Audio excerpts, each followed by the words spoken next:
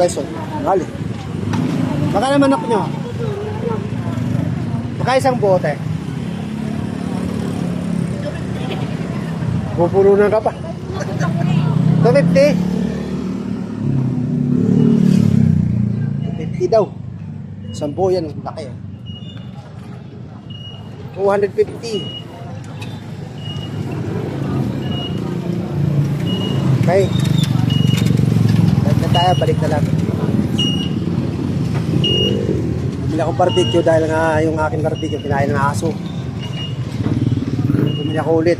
Tapos meron akong kinabit-tabi na ano, butcheron ng manok. Kinain naman ng aso ko si Bobby. Yan, bumili ko ng barbecue. Kaya dito ako sa labas, bumili ng barbecue.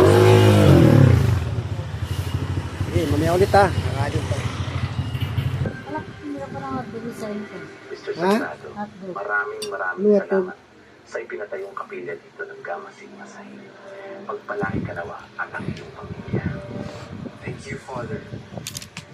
Anything for God in this gospel? Ano po, kain po tayo. Itong aking ulam ay tinira ng aking aso. Matindi itong aso ko to. Hindi naman tinatirahan pa ako. Guys, so ito. Si Charon Butcheron. Diba? Matindi aso ko. Isda. Ito guys, yung tinda ng... Saan ba galing to, Charlie?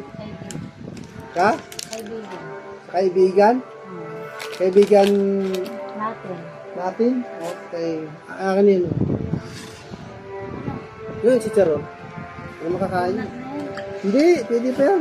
Ayan guys, so kain tayo. Naiwanan pa ko ng akin aso kahit paano guys. Ito.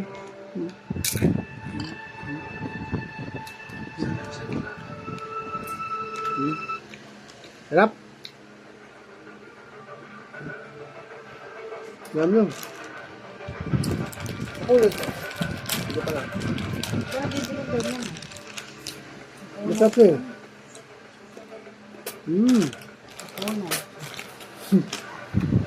Nuts. Nuts.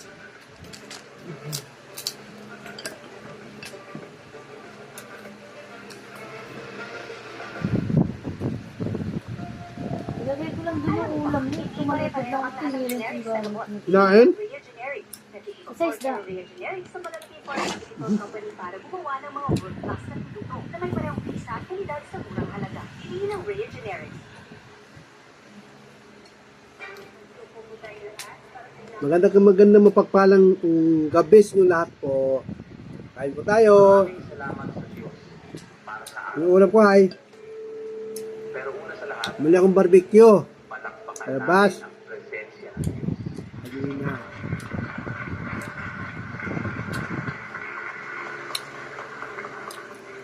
At palakpakan din natin ang presensya ng mga tao na mabuting loob na ipatayo ang kapilya ito para lalong maipalaganap ang salita ng Diyos. Ang Gamma Sigma Psi Ito pa. sa Ito naman pamumuno ni Mr. Justin Sagran.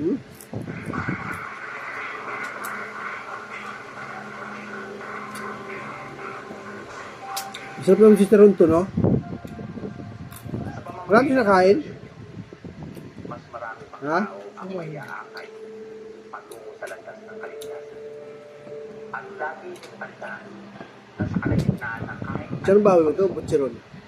pwede kayo sumabuti Ha? sa kapilya Manok? para magdasal at kausapin. Parang manok siya eh. At sinisiguro ko sa inyo na lagi niya kayong pakinggan. Pagpalain pa niya sana kayo.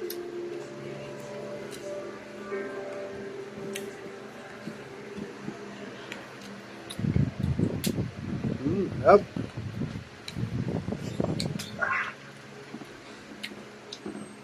Ay lagi kinakain guys. Pagka may bigas pa kami brown rice, ayan.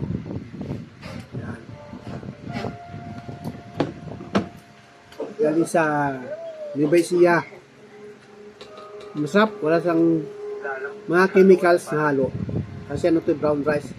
Puro sa bigas. Puro bigas ha. Bagong ani. Baka sa ano. Masarap sa kainin kasi. Hindi sa tulad na nakababad sa mga chemicals, mga kaling. Mga imported. Anong buhay namin ni tatay? Hindi lang ng buhay. Gigising ako ng maaga. Kasi yung brown rice guys ay Siyempre, basta rin kay Auntie Grace. Bago siya tumawag dun sa... mga ganito kasi hindi siya binababad sa ano sa mga chemicals, sa mga gamot, ganun. Para hindi ba binubukbok yung bigas. Ito hindi bago to. Bagong ani. Para pumasok. Pagkatapos naman ng klase, diretso racket ako. Uwi. Bukasan. Ganun lang ulo. Simple lang ng buhay. Nakakamiss pala. Ang busy mo naman pala. Buti na pagsasabay yung school mo. Lahat ka kaya. Parang sa Yun guys, yung panonood. Thank you and God bless all.